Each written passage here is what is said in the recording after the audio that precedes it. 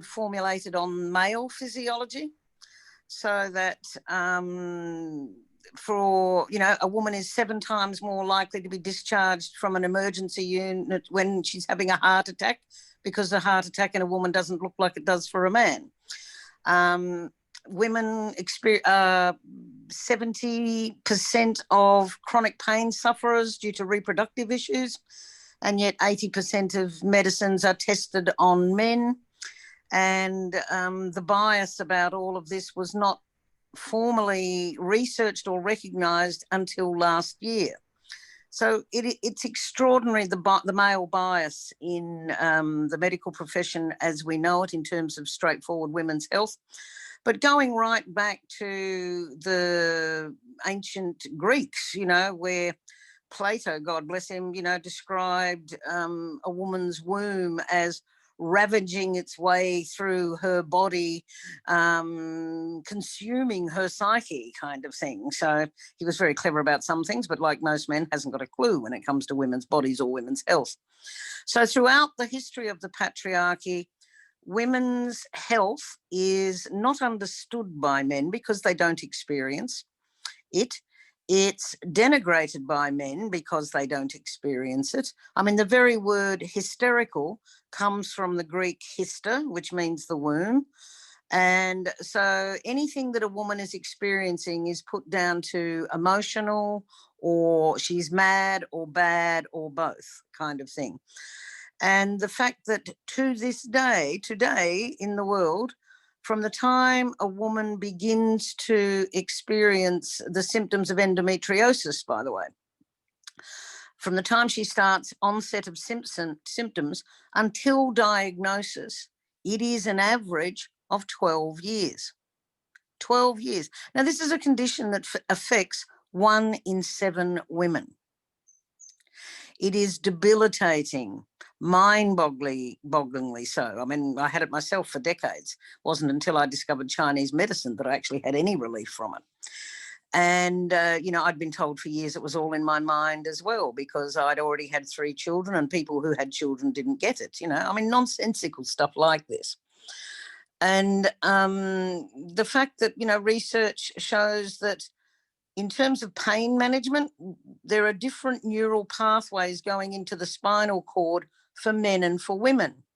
And yet all pain medication is tested on male rats or male cell lines, even though they know that we have a completely different neural pathway for it.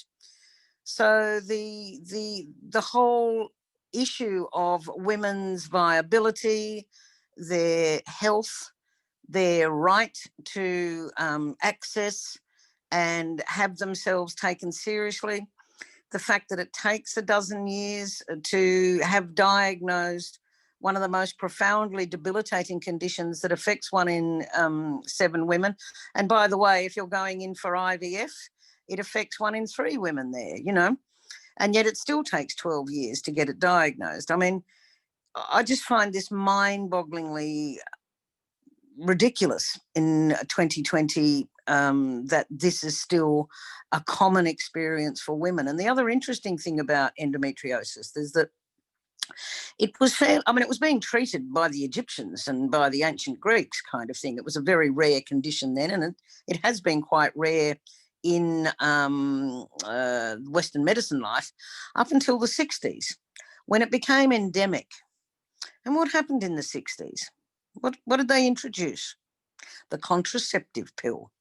And from that time, when we were convincing by introducing excessive amounts of estrogen into the system, that is the hormone that is triggered every month to cause the lining of the womb to swell ready for a fertilized egg.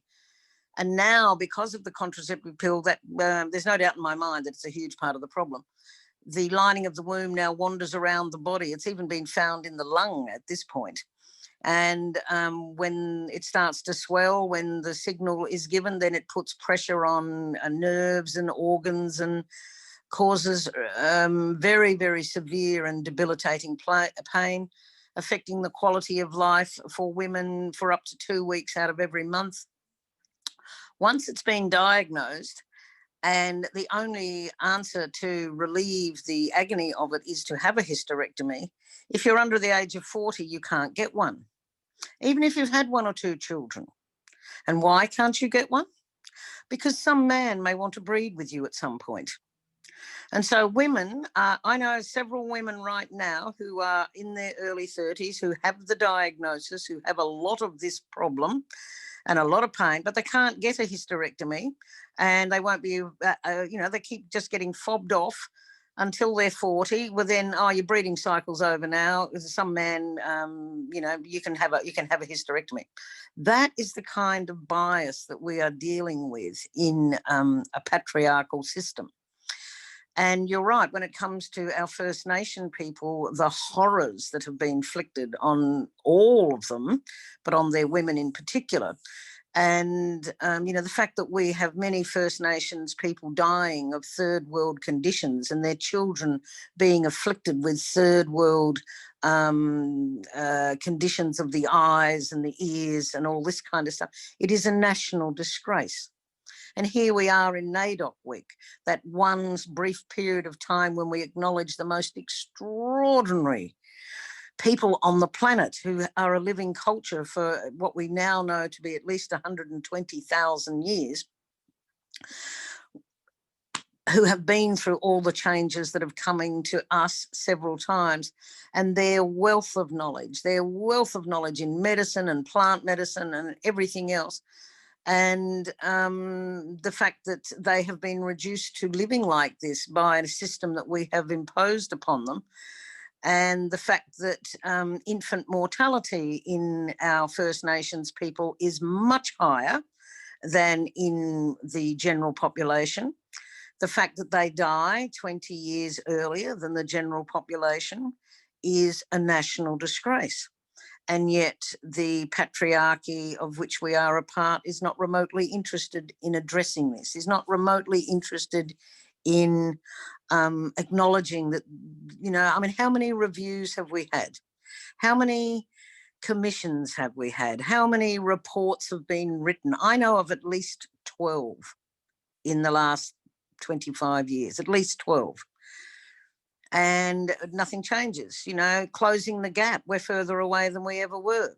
So despite all of the waffle that people go on about wanting to change this, no steps are not taken to actually actively engage our First Nation people, ask them what they need and provide it for them, rather than this paternalistic imposition of what we think is best for them. It's appalling. And it affects them much more profoundly than it affects women in the world today. But women are equally disempowered from this. I mean, I also find it extraordinary that, in terms of violence to women, a woman's getting murdered every week. Hundreds of children are getting beaten and raped every day. And nothing is done to change it. One man gets a king hit and dies on a street in Sydney, and the whole bloody city loses its tiny mind, and they change laws and they put lockouts in and blah, blah, blah to protect men from men. And yet women are still being murdered at the rate of 1 a week on average, and children are still being beaten and abused and neglected and raped on a daily basis in their dozens and hundreds every week. And the system is not remotely interested in actually addressing this. So life for women and children and Indigenous cultures, or any minority group for that matter, under a white male-dominated patriarchy, we've got to fight tooth and nail for everything that we get. And, the religion side of it, I'll be really interested to hear. The whole denial of female sexuality. It's shamed, it's dirty, it's burdened from birth. The fact that, the clitoris for women is so much more sophisticated and powerful and a remarkable organ, and it occupies a huge part of our body. that we know so little about it, and here in the world, you know, it's still being cut off willy-nilly to suit some mad ideologue that somehow women are responsible for men's sexuality, in exactly the same way that we dress them up in sackcloth and ashes to hide their bodies, because men can't be held accountable for their own behaviour and their own bestiality. So women do it pretty tough under the patriarchy. We do it particularly tough under science and medicine and religion. And those are the things that influence human consciousness most powerfully. Those arms of the patriarchy, both religion and medical science, take the divine out of everything. They take spirit and the divine and God out of everything, and yet the God particle is in every aspect of our being. The God particle is in every molecule of DNA in our bodies, and yet we are stripped back from that and turned into mere animals for their perspective, and sub judice animals at that. So yes, we have a long way to go under the patriarchy. And I'm very grateful that we're actually witnessing the end of the patriarchy now, and the great new age, the great 13,000 year cycle of the waking feminine yuga begins this year at summer solstice, when we formally enter the great feminine age of Aquarius. So I'm very excited about the future, despite the challenges that lie ahead of us, both in, you know, the ongoing issues that we're dealing with as a consequence of COVID and whatever else may come after that. But I'm still very optimistic, because I hear and feel in women now that they're just about ready to say enough, to give up on enduring the unendurable, for being held responsible for the mad machinations of a patriarchy that somehow end up being our problem, our fault, and our job to fix, while we're raising children and doing work and running a household and holding up the whole goddamn sky. And if the pandemic taught us nothing else, it showed who holds up the sky, lovies, and it's us ladies. That's who holds up the sky, for slave wages, no less. So the challenges ahead of us are enormous, but women are waking up. Women are reaching that threshold of saying, yeah, done with this bullshit. And we are ready for the challenge. We are more than capable of dealing with this. And as the old gets swept out of the way and more local and closer communities form, so shall we go about the business of returning the village to health and well-being. So that's a bit of an overview of where it's all at, and I'll be very interested in hearing from our other gorgeous guests as to their take on this. Thanks, Deanna. Yes, that was a very, very intense overview of the history. Thank you so much. Really appreciate your truthful words, Prue, when it comes to what we have endured. And that's part of the problem, I think, with women's health, is that we haven't been able to speak about it. We're not allowed to talk about it. And we're often shamed. We're often told to get on with it, just be quiet, la, la, la. And it's all linked to our mental health and our whole, because we're a whole being. So on that note, Anisa, over to you. Please tell us about your role as a sexologist, maybe how you came into the work, and what is emerging for you and your clients. What are you noticing, and what are you hopeful for the future for women? Well, thank you very much, Deanna, and the Healing Grand Collective for inviting me tonight to be part of this event. So I'm a clinical sexologist and a mental health practitioner. I do provide therapy in terms of, sexuality or mental health related to trauma or similar things to my clients, as well as I provide consultancy and training to other organizations and clinicians. So for tonight, I've decided to talk about female sexuality and libido, because I think that's a topic that relates to our general well-being, and it's not often talked about. And there are lots of myths and misconceptions about female sexuality.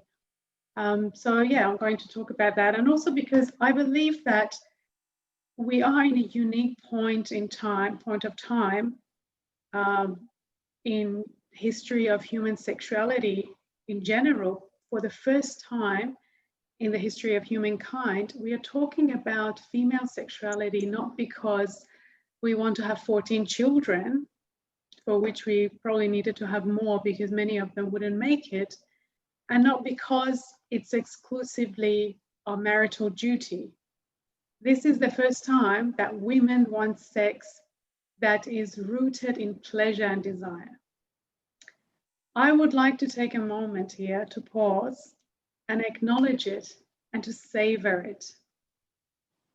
It's really not long ago that our mothers and grandmothers didn't know that they have the right to pleasure and to the right for desire. I think it's a wonderful thing that we have. And the reason that I'm highlighting this is to bring to our attention the context in which female sexuality is happening. And I will refer to this later today when talking about why women desire certain things or not. There is increased information and openness generally to talk about sex and sexuality, but also about female desire and sexuality, which is great. But also there is a lot of misinformation and there are lots of myths about female sexuality and desire. And I would like to debunk a couple of them tonight here. So first of all, there is this myth that women have lower libido than men.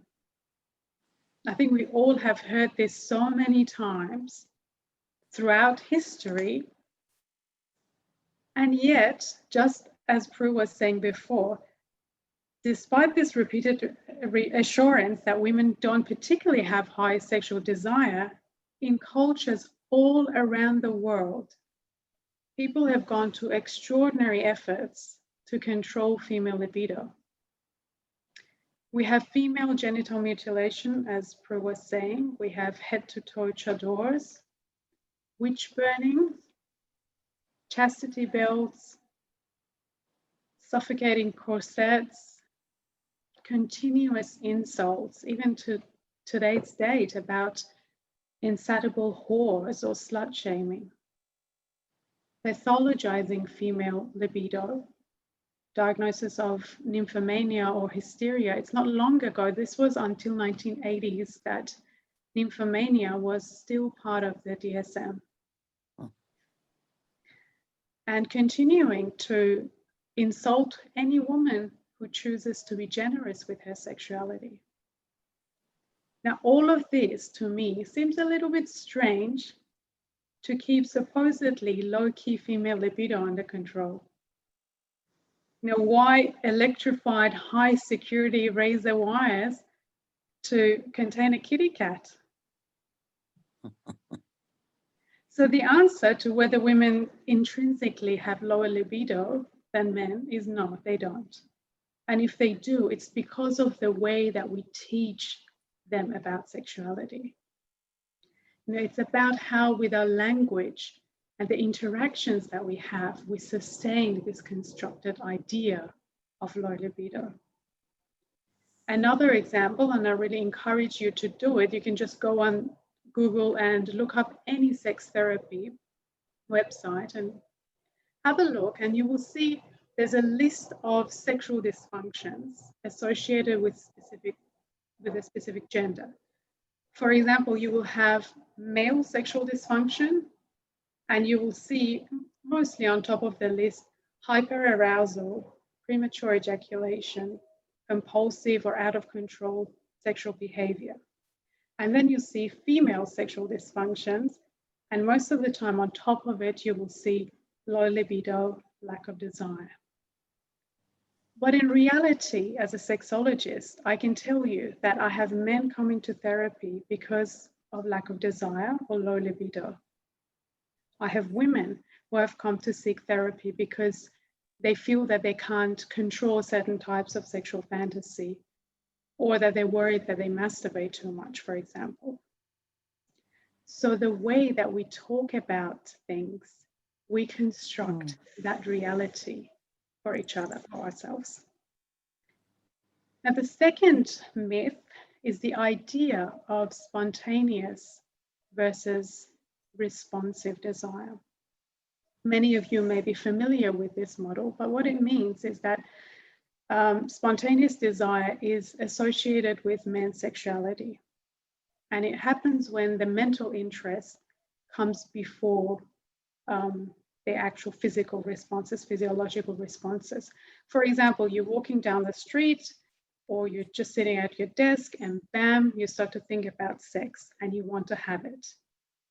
So it's said that men have this type of desire. On the other hand, female or women are said to have responsive desire, which means that they have the physical readiness for sex before the mental desire. For example, you may be sitting, on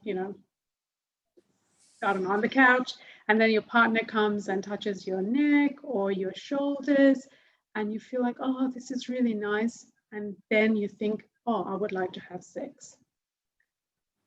Now, in my opinion, the myth part of this model is where we assign a specific gender to a specific type of desire. I really believe that all genders can be aroused in either of these ways, or even in other ways. But again, in the way that we talk about sex and sexuality, we sustain these ideas.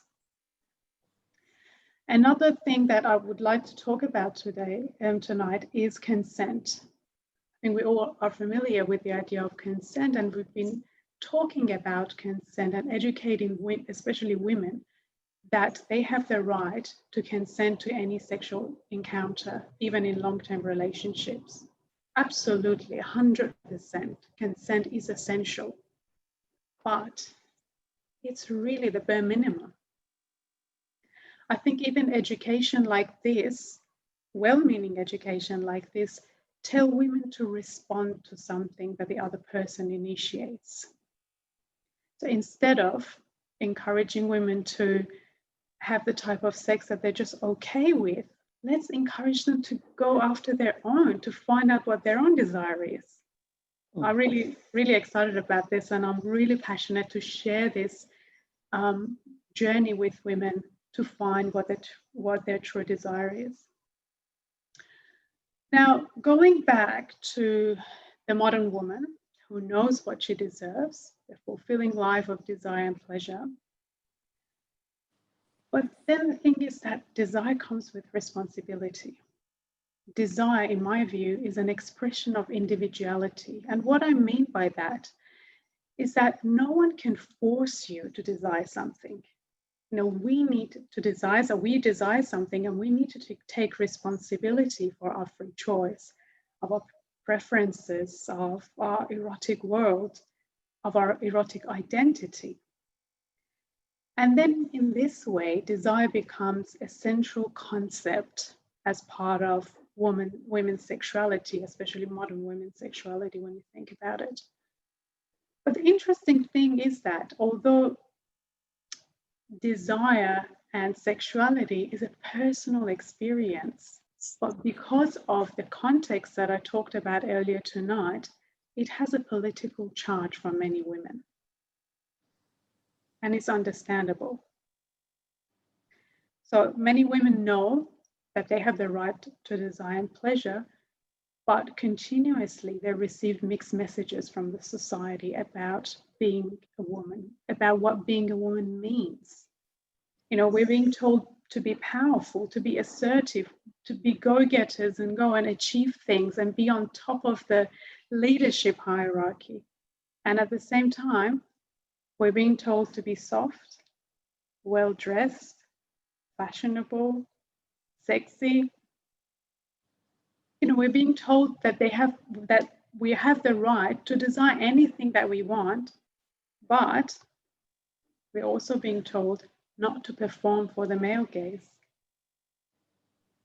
not in any way to cater to the patriarchy, right? Mm. But here is the dilemma. What if you're a powerful woman? What if you identify as a feminist and you have fantasies of being ravished by men? You have fantasies of non-consensual coercive sex.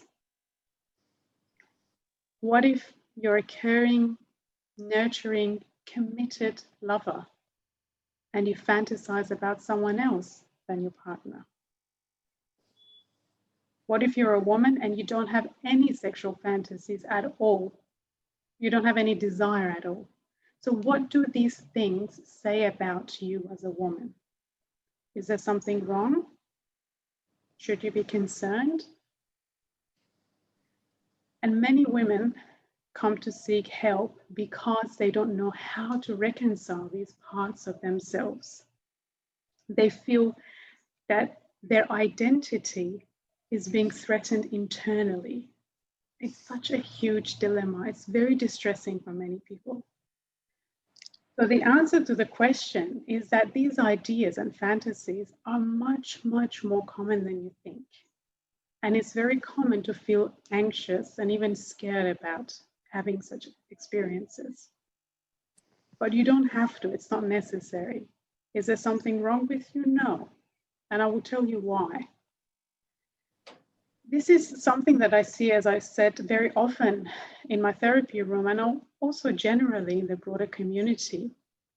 But we don't teach women how to discover their sexual desires, how to be in touch with this deep sexual wisdom that we all as humans have, how to be guided by it. And then when we want to know what our true desire is, we look inside and we see these scary things that don't align with our values and standards, and we push them away. We look away in the hope that they go away, but they won't. You know, we deny their existence. But like dreams, our sexual fantasies are symbols. And the language that our psyche uses to communicate with us, it helps us to have a deeper access to ourselves, to our shadow parts, to everything that is within us as human beings. It's like a map of our needs. But the question that I ask, and I have in mind when I speak with my clients, is that what is it about the forbidden that makes it so erotic? It's very interesting. When you think about it, layer upon layer of social and sexual taboo in history, combined with lack of education and communication everywhere, I haven't come across any society, any culture in the world that sexuality is not taboo. And I would love to hear about them. So if you know, please let me know. So because of that, we have created this stigma as humans around discussing what turns us on and why, and understanding why. And not only discuss it with our partners, but even with ourselves, being true and honest with ourselves. What is it that turns me on and is desirable for me? I once heard this phrase from someone which makes a lot of sense to me. They said, everything in this world is about sex, except for sex. That's about something else. And it's true, sex is never just sex. Now, in therapy, people often have the opportunity to and permission to talk about their erotic imagination and understand what sex means to them. It may be a longing for communion for some people. It may be a spiritual experience for others, an expression of love or feeling that you want to be wanted and taken and ravished, that excitement of release. And also, sex could be an experience, a safe space for experiencing aggression, playing with power dynamics. And just like dreams, sexual fantasies can be irrational. They can be weird. You know, they can be contradictory to how we see ourselves and how others see us. And this worries us. We think about, oh, what if what turns me on turns my partner off? Or worse, what if they're disgusted by it? What if I'm disgusted by what I find out? Excuse me. And I've got to tell you that our erotic mind is very sensitive to censorship. And when it smells judgment, it knows to hide. So you may be wondering now, Is it even worth going down this rabbit hole of desire to find out what I truly want? Because really doing so is accepting that we are multifaceted and that as humans, we are filled with contradictions. We need to acknowledge when we go down this path of self-discovery that we are curious about things that are judged by society, even they are judged by our own standards and values. But I would like to invite you to think about it this way. Just because we put on a costume, it doesn't mean necessarily that we want to be a witch or be a villain. When we allow ourselves permission to play in the erotic world, similarly, when we get curious about, okay, what is it about being a witch or a villain that is appealing to me? Is it the power? Is it the freedom that they can ultimately do anything without considering anyone's standards or opinion or feelings? What is it that is appealing to me? And I really believe that sexual fantasies and the taboos they contain are symbolic maps of our deepest needs and wishes. And accessing that vulnerability can turn our erotic lives and confidence into something that is so much greater than just sex. But the thing is that doing that is a taboo in itself, because it means that we are acknowledging that we are full of contradictions. But it's a beautiful thing. It's a courageous move and journey. So you may be thinking, how can I do it now? Like, I would really like to do that, but how can I do it? There are so many ways that you can do it. You can do that with a therapist, or you can self-educate. And if you would like to learn about this yourself, I recommend reading the works of Pat Ogden, Peter Levine, and Carl Jung. I mean, these are my favorite psychotherapists. And the question that what is the future of women's sexual well-being, I really hope that the future is where women, instead of seeing their bodies and their mind with shame and self-hatred, that they see them as a vessel for pleasure and fulfillment. So thank you, Deanna, and thank you, everybody else. Yeah, any feedback, comments, would love to hear it. There's a few comments. That was illuminating, Anisa. Thank you very much. That was great. Had me thinking a lot about my own life and where I've gone with things and rabbit holes that I've gone down, and I'm very grateful to have met someone later in my life that allows me to have great relations in that department. It was kind of like the piece of the puzzle that was missing. Beautiful. Yeah. Trust is a very important aspect. So Denise Lucy is tuning in. I find it interesting that funding and offices for Shine SA have closed in Adelaide, women doctors for women's issues. Right, do you know about that, Anisa? That funding and offices for Shine SA have closed in Adelaide? I didn't realise that. Yeah, I think there have been some cuts to the funding at Shine. I'm not aware exactly which of their offices, but I know that at least one of them have been shut down. And Sandra Ross, thanks for tuning in, Sandra. The patriarchy definitely have a lot to answer for. We have to keep on talking and discussing. Do keep up the good work, my feminine warriors. And Sandra, again, getting a workshop regarding bullying in society and sensuality versus sexuality. True, there is not enough discussions, re-sex and feeling dirty. Enjoyed these discussions. Excellent. Thank you, Sandra. So there were many threads to the shamanic world, Emma, in what Anisa shared. So really looking forward to hearing from you and where you want to take this conversation. That's completely up to you. Thanks, Deanna, and thanks to the Healing Ground Collective for inviting me to be a panellist tonight. Thank you so much for that, Anisa. That was brilliant, and I found myself nodding along to much of what you were saying. And also from where I would like to take the conversation from here, definitely threads from the things that Anisa was saying, I see all the time in the things that I do with women.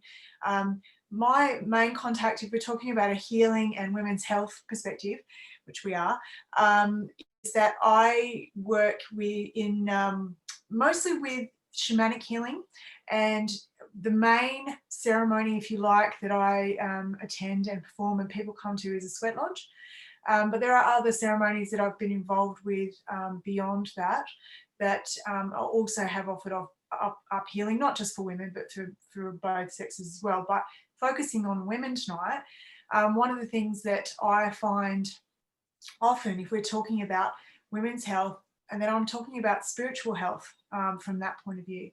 And I think, and I believe that to be wholly healthy as a person and as a woman, there are the 4 bodies that we speak about. I think there's 5, but the ones that we recognize, we see our physical body, it's tangible, it's here, we recognize it very easily. And there's a lot of focus on our physical health, and there's lots of information about how we can look after this body. Emotionally, we have a body as well, and our emotional health is important, our mental health is important, and of course our spiritual health is important as well. And each of those are their own system, and they each, while they are connected, they each require us to focus on them at different points in time. And so if we ignore one of those bodies, then the others tend to also become unhealthy. So a lot of people in our modern world, where we are absolutely so focused on doing and going somewhere and going here and going there, and there's so many things that we do as women, oftentimes things fall away. And what I see often is that people ignore their spiritual health. And for a couple of reasons, I think that the religion, and I say this in a way that might be a bit controversial, the religion of science has kind of taken over our abilities to connect to our spiritual bodies, because we've kind of, like Prue said, we've killed God, in a lot of what we do. And I use the word God because it's a word that we're familiar with, but that doesn't mean some big man in the sky that looks down and controls us in some way. God is the God force and the goddess force, which is also an interesting thing, because I believe that modern religion, or the religions that we see that are most prevalent in our societies these days, have killed the goddess. In every ancient form of spirituality, it wasn't just a god, it was always both. It was always a man and a woman, and there was always a male and a female deity. And all of these religions that we see around us today, they often kill off the woman, and you see it in Christianity. She was demonized. Eve, she was the one who caused everyone to be kicked out of the Garden of Eden. And the snake was evil, which is the feminine symbol throughout history. The snake has always been feminine. So what has happened is that women have moved away from their natural spirituality, and their natural spirituality is very, very intuitive and inward and nurturing and soft, and all of those things that we've been told, as Anisa said, that we've got to be assertive and be on top of our game, and we've got to be men. So we're kind of been moving away from our natural female self and trying to be men when we're not men at all. And I think when I see people coming to sweat lodges or coming to other shamanic ceremonies, you absolutely see this incredible thirst for some kind of connection to the natural world particularly, but back to their own innate selves. And you see that in women all the time. And it's hard for them because they think, and they've been told, that they have to be this way, and it's being more male. And they rile against their own feminine nature, but it's because we've been told that to be not powerful when it is. It's just a different type of strength and a different type of power. So I find that as women, we are very much that we feel like we have to do it all. We're mothers and we must work all the time, and that, you know, we must run after all of the kids all the time and cook all the meals and do all of that. And it is definitely about finding balance. And that sounds like a very simple and kind of almost cliche, I guess, but it is the truth, that what we have to do is find a balance and to find a way to let go of some things, not to add more things in. The finding of the balance is letting things go.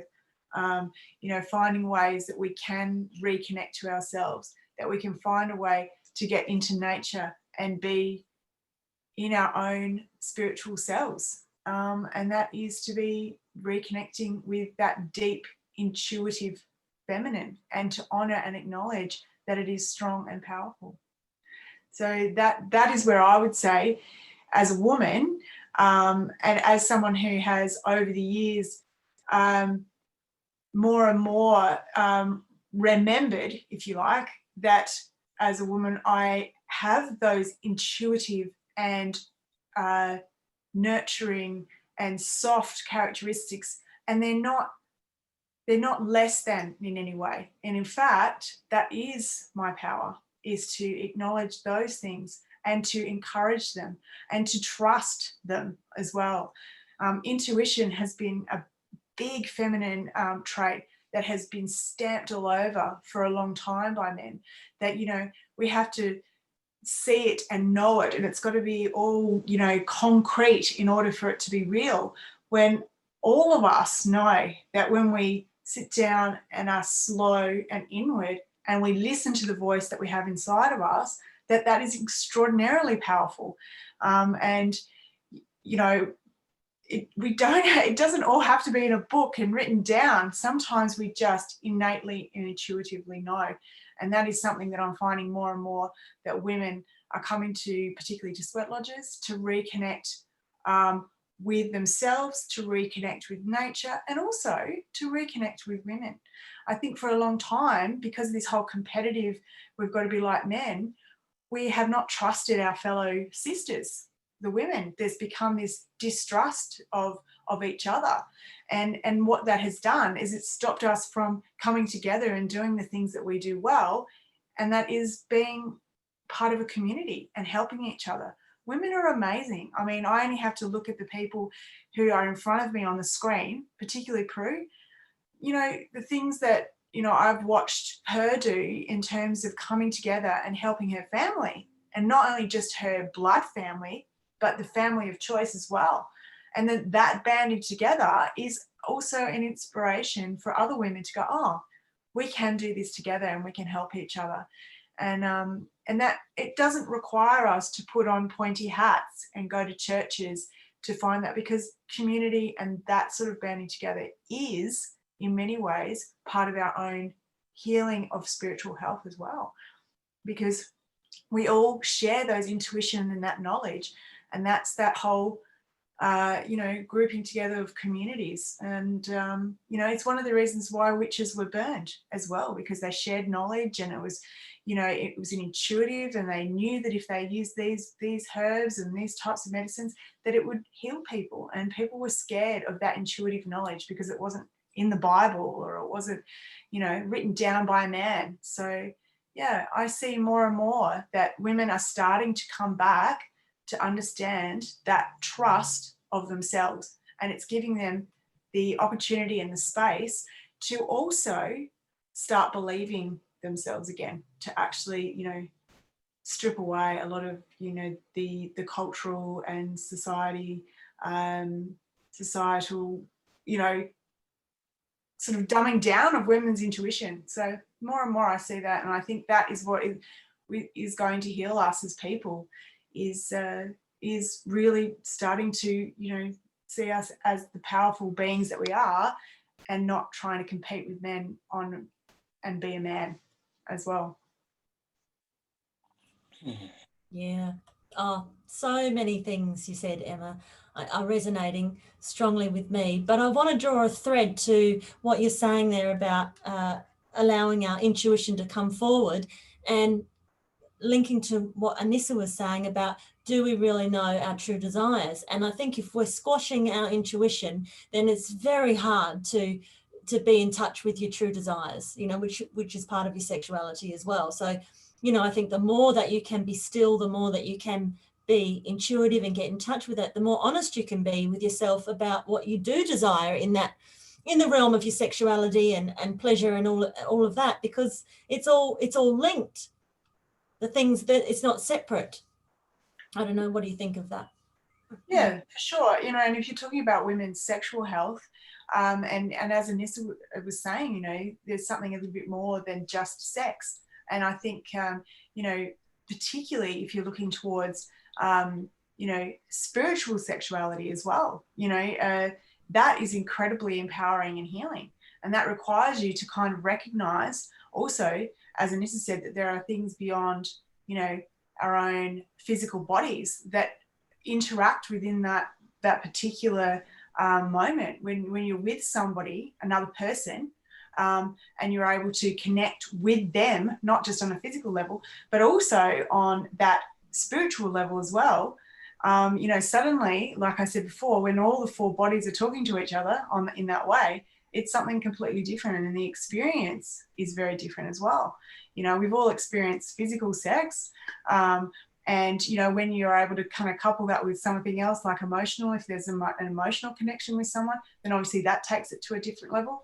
And then if you also can connect on a spiritual sense, then suddenly you've got all of these bodies working together, and the experience can be quite extraordinary in many different ways when you can do that. So for sure, yeah, you know, having a spiritually healthy person and bringing that into a sexual experience is definitely, yeah, definitely threads in between that for sure.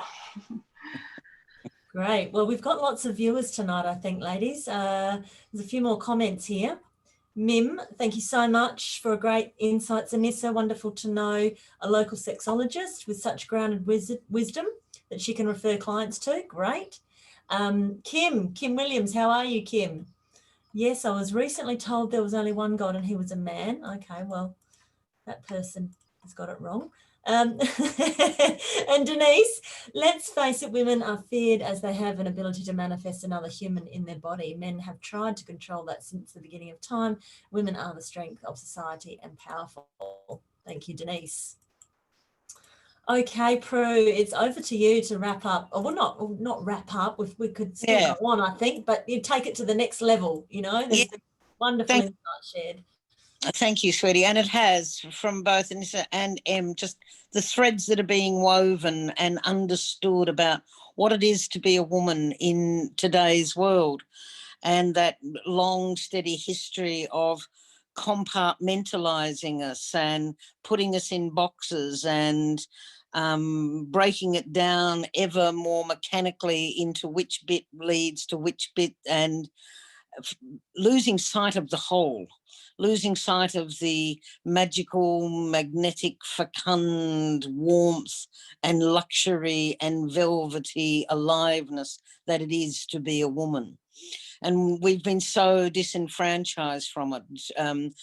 The sexual being in particular, you know, the fact that women are so held accountable for male sexuality and the things that go wrong with that, and yet at the same time their own sexuality is denied as though it doesn't exist, and if it does, it needs to be caged or contained or buried or whatever. And the compartmentalizing away from the four bodies that Em was talking about, you know, where the patriarchy views everything in life as like a Newtonian clock, that if something breaks down, well, you can cut it out or replace it or whatever. And this is this somewhat barbaric approach to health that is taken by the Western system these days, you know, to drug everything into submission.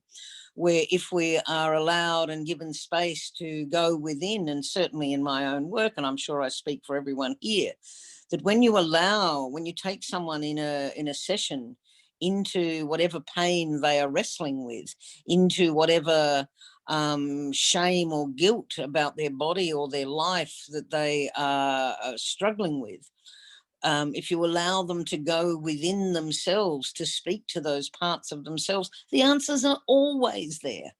They're not sometimes there. They're not occasionally there. They are always there. And the great aha moment happens. So that's what this was about. Who knew? You knew. Deep inside, we have all the answers to everything that we need. Deep inside of us, the divine, unconditional love that we are, that has been so subjugated, so repressed, and so jumped upon, and everything that is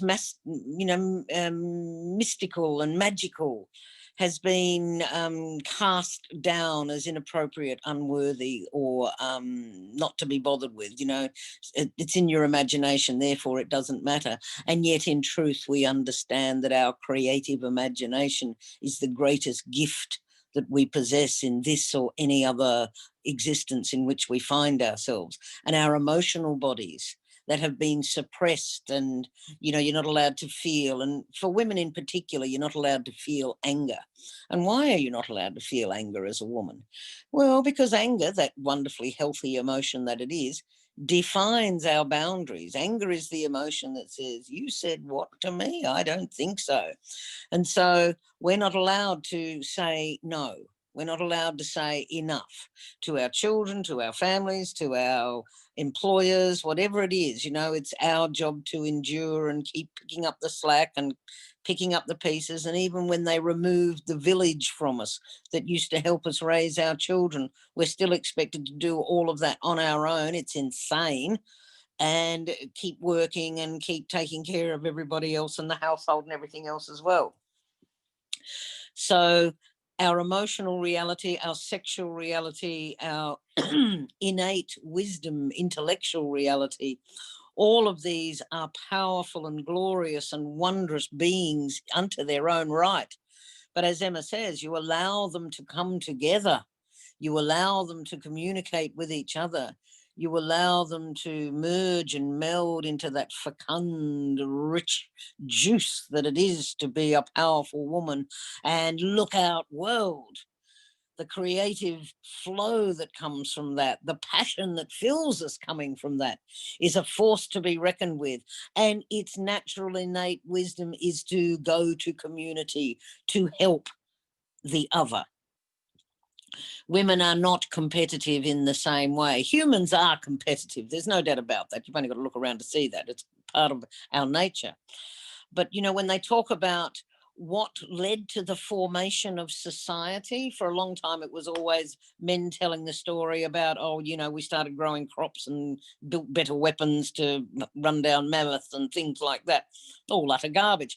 Recent research is clearly demonstrating that what created societies was the grandmothers who taught the babies social cues of sharing and helping, sharing food, helping each other. That is what created society. It was the work of the grandmothers, and it still is. So we are listening and have heard, we exist in a world that was the story of which has been written by someone who's not a woman. And there will come a time as the new great feminine age rises where we will return to those great feminine powerful rights, the blood rights of women, the rights of that sacred truth of bringing life into the world and nourishing and sustaining it when it arrives, full in the glory of the fecund, wild openness of sexuality where there is no shame. And we all have a rich fantasy life. I agree with that wholeheartedly. And some of that we're allowed to keep private as well. We're all entitled to a private world where even the law can't go. And what you do within that, there is no shame, there is no guilt there. You can't get it wrong. But I agree with what was being said by Anisa about how, we're ashamed about some of our fantasy life, etc. but allow it all to come together, the physical, emotional, mental, spiritual and energetic, and we begin to form that multi-dimensional powerhouse that we are, awakening into the great goddess who nourishes and sustains all life, but beginning with her own. We must all become like the lion in the jungle, the lioness in the jungle, who, and many of you have heard me repeat this, but it's, what does a lioness do when she's raising cubs? When she catches and kills anything, she gorges until there's nothing that she can fit in anymore. If there's food left over, the cubs get fed. And yet we have been conditioned as women to do the exact opposite, to take care of everybody else and then maybe do something for ourselves. But the lioness is a very smart creature. She understands that if she keeps herself strong and powerful, then she will guarantee those cubs will rise to adulthood. But if she weakens herself by feeding them first, if she weakens herself and dies, then she guarantees their death. We must all be like the lioness in our own jungles. We must take care of ourselves first and foremost, most powerfully and most potently. And when we're filled with strength like that, then we can do anything in the world. But if we empty ourselves in taking care of others, then we are running on empty and we're not much good to ourselves or anybody else. So we need to remember that, ladies. Take care of yourself first and foremost. Love yourself first and foremost. Be compassionate and forgive yourself first and foremost. And then fill yourself with the love that you are and staunch out there into life and do what makes your heart sing. Thank you. Beautiful words spoken. Thank you. Thank you. Oh, now, before we close, Anisa, you wanted to share about your course. You want to share some information. You've got a course going, and please promote your business as much as you like. Thank you. Well, I appreciate the opportunity. So I've got a workshop coming up early January next year, but the expression of interest closes 15th of December. And this is the title is Discover Your Erotic Self. It's about what we talked about tonight, discovering what your true desire is. It's about the ability to feel confident about your erotic self and discovering it. What is it? Who is your erotic self? What are the qualities? And to be able to communicate what you desire with whoever you choose to. So if you're interested, you can go on my website, relatesexology.com, or on Facebook, again, Relate Sexology, and all the information's there. Thank you very much. Thank you. Thank you. Emma, do you want to, I don't know, have you got anything that you would like to say in final words? I think I'd just like to thank everyone for having this discussion. I think it's really important that as women, we actually do talk about these things. And I think one of the things that I often see, particularly when, you know, with women at Sweat Lodge, is that particularly new people, when they come along, they're very reserved and they kind of aren't quite sure whether they can trust this group of women.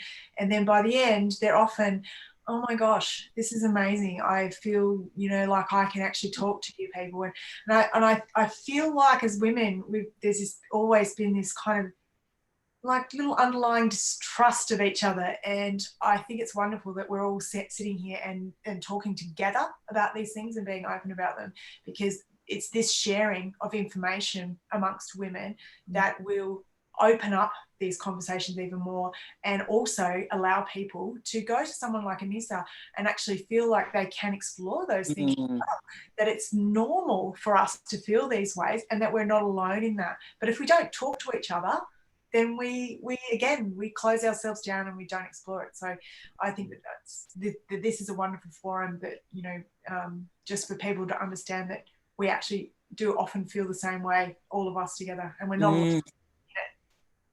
Yes. And I'm a big believer that women's health is women's business.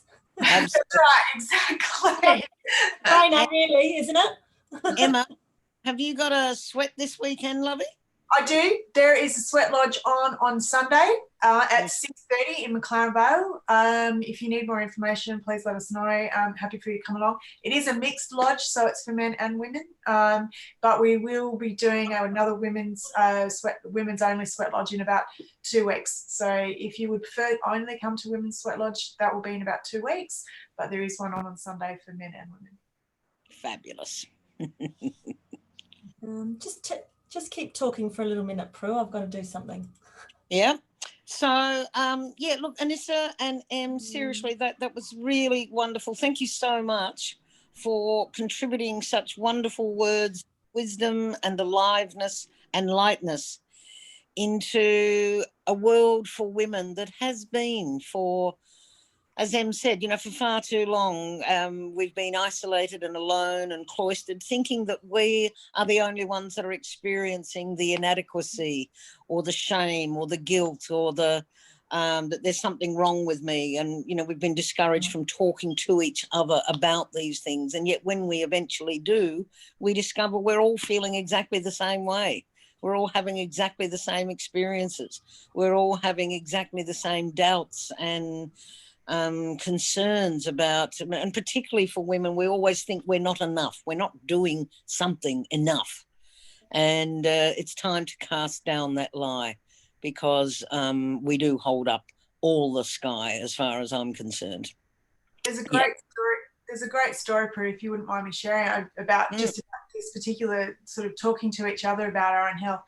I remember once I was breastfeeding my second son, and a friend of mine who was pregnant with her first baby came and sat next to me, and she just, she was very quietly trying not to watch what I was doing, and I actually just said to her, "Do you want to watch? Do you want to actually watch what I'm doing while I feed?"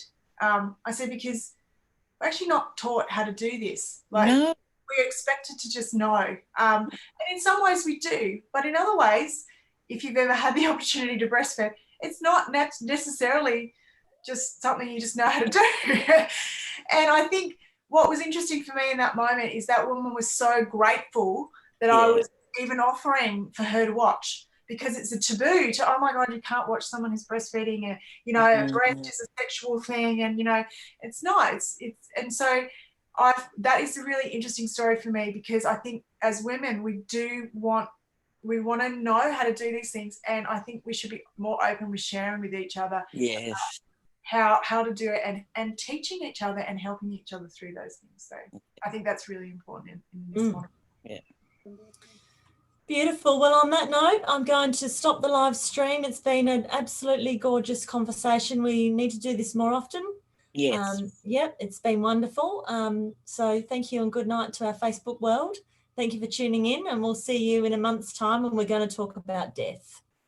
Ooh, with Dr. Dowie. Okay, so I think that's right. We've stopped live streaming there, pretty sure. Yeah. Well done, ladies. It says it stopped. Yeah, hang on.